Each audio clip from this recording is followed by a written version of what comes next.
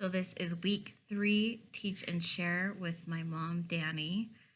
So what I'm going to be talking about is criminal law from chapter 4. So do you know what criminal law is? Yeah, it's the rules and regulations that the criminal courts have to abide by. Yeah. So actions of people, including businesses, because this also ties into business, whether people actually know that or not, can be found morally or ethically wrong, which means the government has to respond, and they do so by criminalizing those actions. So some of the examples, especially tying into when it comes to business, is fraud, embezzlement, Ponzi schemes, tax evasion, and insider trading, are just some of them. Can you think of anything else that would be?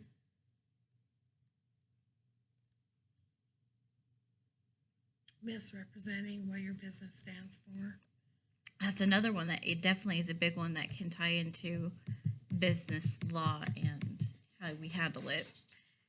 So there is a difference between a civil and criminal wrongs. So a civil lawsuit can be done by an individual against whoever caused the harm, and they're looking for more of monetary, so looking for money.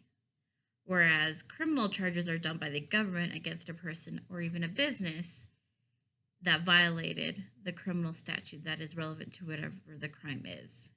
It can sometimes be money that they get. More often than not, it's criminal jail time. Time served. Yep, time served. And it can be a long amount of time, a small amount of time, depending on what the, what they broke, what law, whatever it is. So do you know what burden of proof is? Yes, the burden of proof is what you have to bring before the courts to prove that there actually is a case. Yes, yeah. So, and it is required by the legal system. So, and the reason for that is that the penalties, the reason for that is due to the penalties when it comes to criminal violations being harsh as they are. You have to have proof. You can't just say this person did this and not have anything. And so, in addition to that, the prosecutor also has to prove beyond reasonable doubt that the defendant in the case actually did commit the crime. But if that can't be proved and the jury has that reasonable doubt, that means what? The case doesn't go anywhere. Yeah. It just goes, nope, ends it, nothing further happens. So, in civil cases, the plaintiff will need to show or prove that it's most likely that the defendant acted in the wrong, which is called preponderance of the evidence. So, it's a little bit different when it comes to civil than criminal. So, do you know how crimes are categorized? How it's determined? I don't think I do. I might, but I don't remember. So, it's based on what the state's criminal code is. So that means it can be differing between states. So state to state. Yep, Idaho and Utah could have the same crime, but it's a little bit differently, or categorized a little bit differently. So with the criminal law, there's also intent. So the criminal act is referred to as actus reus, while the criminal intent of that is mens res. Probably have heard those terms before, especially watching a lot of crime shows. It's used a lot. So when a person could have a thought to rob a bank but doesn't act on it, they have the actus reus, they have the thought. Mens res is when, or no, I said that wrong. Sorry, a person can have a thought to rob the bank but never follows through with it. So I was right, sorry. That's the mens res, not the actus reus. The actus reus is having the intent but not following. Does that make sense? So you have to have thought and action. You can't have one without the other. So exactly, somebody could commit a crime, but not, or somebody could commit the crime but not have the criminal intent needed for that. And then going into classification of crimes further, it does depend on how serious a crime is. You know, whether it's you're robbing a bank or you're murdering somebody. One of the biggest crimes and major crimes that is talked about, especially when it comes to business and anything internationally as well, is treason. Do you know what treason is?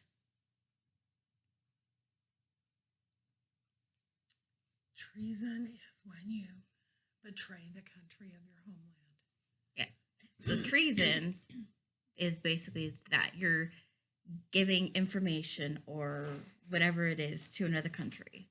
So there was a quote in the reading this week that says treason against the United States shall consist only in levying war against them or in adhering to their enemies, giving them aid and comfort. So it's like, a U.S. spy giving stuff to the Russians or the Chinese or everything.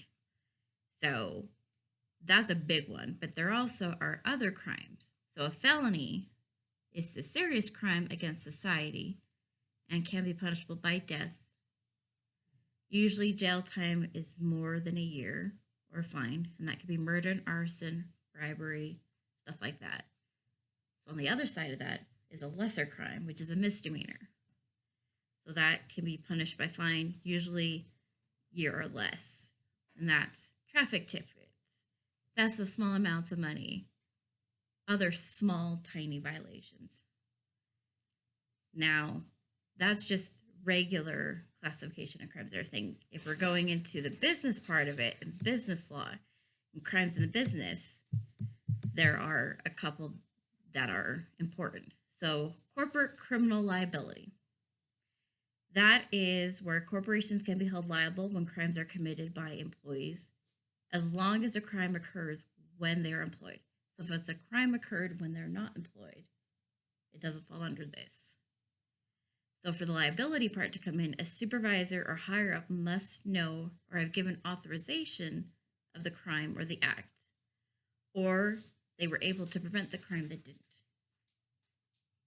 So they had knowledge and didn't do anything. Yeah, which I think we've all seen plenty of times with businesses doing things and knowing things and not doing anything.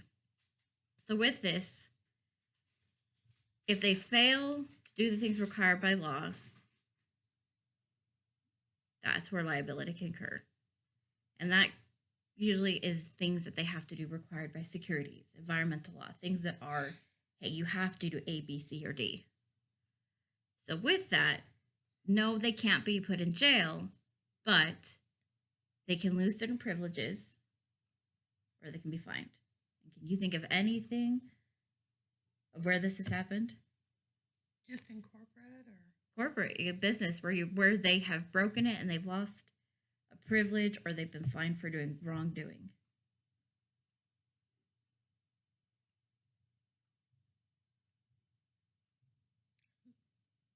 Drawing a blank. Well, if you operate without a license, you can be fined. During the COVID shutdown, Yep. had my barbershop been opened in the 5 weeks that it was ordered to be shut down, I could have been fined and I could have lost my business license and Yep. my professional license. Yep. There are companies that are breaking rules that they shouldn't be breaking, like Enron broke a lot of rules back in the day, with that. So that's where you have to be really, really careful with these things when you're operating a business. The other side of this is a white collar crime. So it's non-violent. Usually it's done by a business or against a business. So do you know what RICO is? I do not. So RICO is called the Racketeer Influenced and Corporate Organizations Act. So it's an effective law that is used to fight these white collar crimes. This will ban or prohibit a corporation's employees from engaging in these crimes that could be involved in extortion or coercion. So that's mail and wire fraud, that's securities fraud, that's embezzlement or even larceny, bribery, extortion, going back to what you're saying earlier, false pretenses, misinformation, forgery. So these are all crimes that RICO is set up. It's a law set up basically to go after these. Originally set up to protect us from the mobs. Yep. Yep, it was originally, and I don't hear as much about it as much anymore, but I do remember things happening decades ago where this was used, or I've seen it used in TV shows. But I didn't understand until I took this class what actually it was for. So, Bernie Madoff fell into yep, this. yep, exactly. And that actually was mentioned in our textbook too. I was like, oh yeah, Right. He's I just forgot mad. about that guy. It's kind of crazy. So, while reading this, all of the criminal law, everything like that, surprisingly, it actually tied in to my other class, which is international business. Because if you're working internationally, you have to know what those laws and regulations are for that country Absolutely. that you're working with, just like they have to know what we're doing here. So it mentioned, in our reading, it was a case about this guy working for a medical equipment company in Saudi Arabia. And bribery was already being done by the competition side. And he was stuck with a moral dilemma of, do I do the bribery route, or what do I do so I can secure this deal? So it was like we were faced with what would we choose in this circumstance. And I was like, I would avoid bribery at all costs. Because it's not just the legal side of it too, but you have to think of the morality side, that you're breaking values and stuff that you have. And you're also putting the business in jeopardy. Yeah, you're giving the business a bad name. Yeah. It comes off with no moral values if you do that. So business law ties into business internationally, which also ties into international politics. So all around, all three classes tie into together this week, which I thought was great. It is great. It doesn't always happen like that where things are together, but this week it But did. it's good when it does. Yeah, rare occasions, but yeah, I learned a lot, and so I was wanting to share what I learned and what you know, and Thank you. well, thank you. It was fun. It was. I'd forgotten some of those things, so that was Yeah, really that's great. why I like the learning stuff again, because I forget where I've learned things. I'm like, is it something I've learned while watching like Dateline or some TV show, or is it something I've read? So this was a great refresher. So thank you. You're welcome.